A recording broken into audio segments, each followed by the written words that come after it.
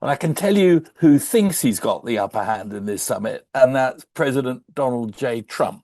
I've said for a long time now that I believe Trump genuinely wants peace. He wants peace in the world. He wants peace in Gaza. He wants peace in Ukraine. And I think we should honor him for his commitment to peace. I think that is a good thing. And of course, he leads the most powerful nation on earth. And this is a last chance saloon, really. It's the best last hope for a peaceful outcome to the Ukraine war.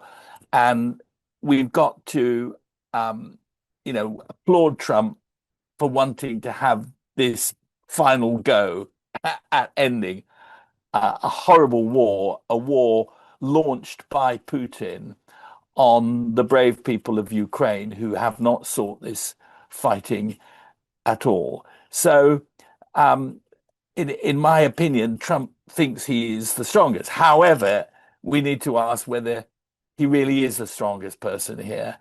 And my fear is that the person who not only thinks he is the strongest, but actually will prove to be the strongest is Vladimir Putin. And the person who is weakest, unfair though it is Volodymyr Zelensky. I think, first of all, everybody is delighted that this summit is actually going to take place. I think until fairly recently, it's been pretty clear that President Putin has absolutely no desire for peace. He's publicly stated that he thinks his forces are making ground in Ukraine, and his aim at the beginning of his special military operation over 3.5 years ago was to subjugate the whole of Ukraine. So a few weeks ago, that didn't look likely at all. It would appear that Trump has had a bit of an epiphany, a bit of a change of mind, and has now realized that Putin has been playing him. And only 10 days ago, he said that Putin has had 10 to 12 days to come to the peace negotiation table. Otherwise, there would be massive sanctions and tariffs against Russia. And yesterday, Steve Witkoff, the US envoy, was in Moscow, and it would appear that Putin has changed his mind and agreed to discuss. And it looks like there's going to be a summit initially with Trump and Putin meeting. Now, who has the upper hand it really depends who brings what to the table. If Trump follows through with his sanctions and tariffs, then this is the reason I think that Putin has come to the table, because, economic and financial analysts who really know about these things believe that the Russian economy would peter out pretty quickly without the massive amounts of money and resources it gets from oil. And this is what Trump is saying: stop buying Russian oil. Otherwise, you'll have 100% sanctions trying to sell stuff to the US, mainly focused at India and China. So if that comes through, then one would expect Trump will have the upper hand. If not, then Russia seems to be moving forward slowly, is attacking civilian targets in Ukraine at an unbelievable scale. I suppose the people who are most important here are the Ukrainians. Now, if there is a peace deal that is a just peace deal, then that would be good for Ukraine. But I feel like other commentators that Putin has no interest in any concessions, and Trump probably just wants to get a deal of some description. And a bad deal for Ukraine is worse than no deal at all. So I think things are really finely balanced at the moment. Be very interesting to see when and where this summit takes place and whether Zelensky is included. But the good thing is the world's eyes are absolutely focused on this now. And it'll be very interesting to see if Russia keeps up its attacks, over the next couple of days before this summit happens. Well, I think there's a very good chance that Trump might be able to strike a deal, but it's a question whether it's a good deal or not. And that is the key thing. I think if Trump tries to force Zelensky and the Ukrainian people to accept a deal where Russia pretty much holds all the land that it's illegally taken since 2014, where Ukraine is not allowed to join NATO, has to restrict the size of its army, et cetera, et cetera, et cetera, then a bad deal for Ukraine, as I mentioned, could be worse than no deal at all. And Zelensky has only said in the last 24 hours that Ukraine is still pushing forward. Ukraine is really damaging Russian logistics and really bringing the war to Russian people by its attacks deep into Russia, and that is having an impact. Only yesterday, important people in St. Petersburg, Russia's second city, were interviewed, and they were complaining that they were finding it very difficult to live. Things were getting very expensive. They had no money. The internet was wiped out. So there is unrest. And one if I was sat in Zelensky's shoes, I would think that actually things might start to unravel for Putin. So it's a deal has got to be a just deal.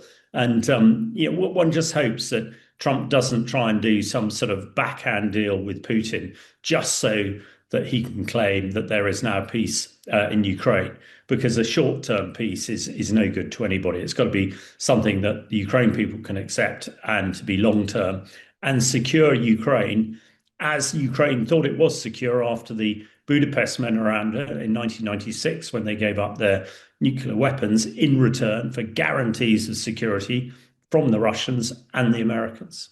I think Putin, like all fanatics, and he has behaved like a fanatic throughout this. Not suicidal, he doesn't want a nuclear war over this, but he is prepared to fight to the death. And of course, he is fighting with the lives of other people, not his own. If Putin were to accept a deal which he could not portray as a victory to the Russian people, I think he would be out of the Kremlin within days. And Putin knows that. Why? Because of the massive economic damage the war has done, and above all, the loss of life. I mean, we don't know, but people talk about 1 million soldiers killed, and often it's 3 or 4 times that number of people maimed or wounded. So Putin has got to have something that he can portray as a win, even if it's just a provisional win, because again, as I said before, Putin believes that time is on his side. So if he gets something now, he will come back for more later, be in no mistake. The only thing that will really stop Putin is either if he changes his mind and really does try to do a deal, or if he is defeated on the battlefield, which is not inconceivable. I mean, we're told now that Ukraine is making about 40% of the weapons it needs, that the European NATO forces are giving him about 30% of the weapons that he needs, and that America is making up for the final 30% of the weapons it needs. And there has been a shift. We should realize that Trump has slightly shifted away from saying he's best mates with Putin towards saying various things about Putin which show that he can't be trusted, that he's been playing him, that he's every time Trump talks peace, Putin answers with another volley of drones and rockets. So it's not inconceivable that it could turn out well for Ukraine, but we shouldn't forget that Putin is being helped hugely by both China and by North Korea. And yes, Trump is threatening to hit India hard over tariffs, which will weaken the Russian economy even further. But it is already a war economy. It is already, huge debt interest and all these things. Putin believes he's sitting on this vast bank of natural resources, of oil and gas, and that he can fund this war for 100 years if it has to be. So for all these reasons, I think it is extremely likely that Putin thinks that he will come out best. The shift towards Zelensky by Trump may mean that Trump simply walks away from the conflict rather than takes one side firmly or another.